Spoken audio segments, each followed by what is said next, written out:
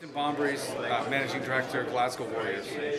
And in your job, what are your main objectives? What are your targets on a monthly, per season basis, mid to longer term? I think our current target is to see Glasgow Warriors return to the Guinness Pro 12 playoffs. We're putting a big focus in Europe this year in terms of the Champions Cup campaign.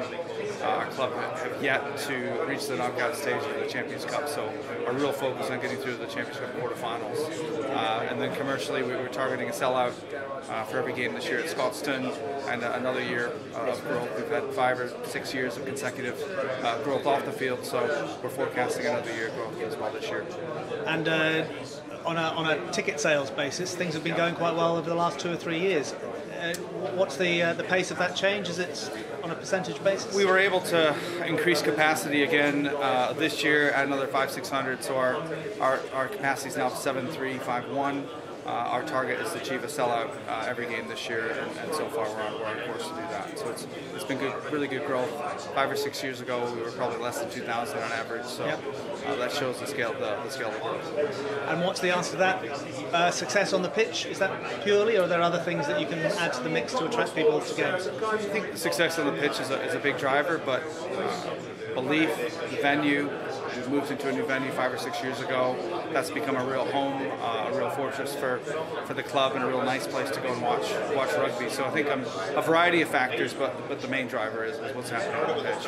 Okay. The new artificial pitch installed early this season. Yeah. Working well. Yeah, we're really pleased with that. It's we've gone for the 3G. We've gone for our own kind of our own composition. So we've gone for something that's a little bit different than what's been put in elsewhere. We did a lot of research and looked at, or played on, or trained on, or visited every other pitch used in rugby in the UK, if not pretty much everywhere in the world. And we feel we've got a pitch right now that's the best 3G in the world. So feedback from the players has been really good. We've had a couple good wins on it as well. Yes. Other areas of improvement, I guess, on the commercial side, you're looking for sponsors to match the success you're having on the pitch? Yeah, we've had some good growth, but we'd like to continue.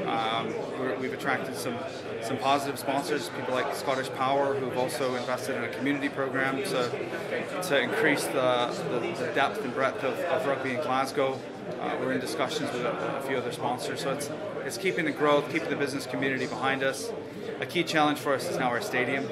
We've actually outgrown our stadium very quickly, which is great. But how do we increase the capacity yet again? We'll have to start looking at development, both in spectator capacity, but also in corporate capacity. You know, we've now got waiting lists, so we've got real demand that we'd like to meet. From a Glasgow viewpoint, we'd like to see the Pro 12 improve. We believe we have a great product with the Pro 12. I really enjoy working with the Pro 12, and we've invested. We or the shareholders have invested a lot in the Pro 12 in the last couple of years to uplift and improve the Pro 12. Looking at new markets is really exciting. The US and Canada are big markets that potentially could add something different, something unique. We are the kind of Northern Hemisphere international, league or competition, club competition. So, we'd be a logical place for a new market, a new nation to enter and play its rugby. So it's a very exciting time. A lot of talk about private investment in the pro teams in Scotland, and looking at that as a means to get things moving, I guess is the best way of explaining it. Can you tell us how you're going to go about that, or what sort of people you're looking at, or how long the period will be to find the right people? At Glasgow, we've had a really good period of growth the last few years, but we also recognize that we have faced some really strong competition with the English and the French, and in terms of the spending power that those clubs in those countries have. So in Scotland, Scottish Rugby went to its member clubs last week, held an EGM, and asked for permission to be able to go to market with an offering. So it was a governance question. It was overwhelmingly supported. and that now gives us the opportunity to have those conversations with good governance. So good governance behind us. So it'll be interesting times to see how that develops, how that progresses, whether that's what type of investor. We're open to those discussions, but we want something that's going to be really structured, that's going to enable us to continue to produce, players for Scotland, keeping that Scottishness at Glasgow and Scottishness at Edinburgh is very, very important, but also recognizing that this is an investment into the future. And it's a long-term process rather than a quick fix? Yes, very much so. I think what we're looking for is the right opportunities, the right partners to help us grow rugby in Scotland.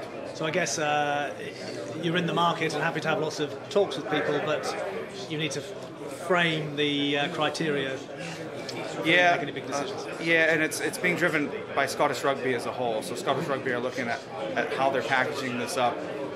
So it's not necessarily Glasgow on its own or Edinburgh on its own. It's a more holistic packaging about professional rugby in Scotland and taking that to the market, which is unique. That's different than maybe what's happened elsewhere in the past.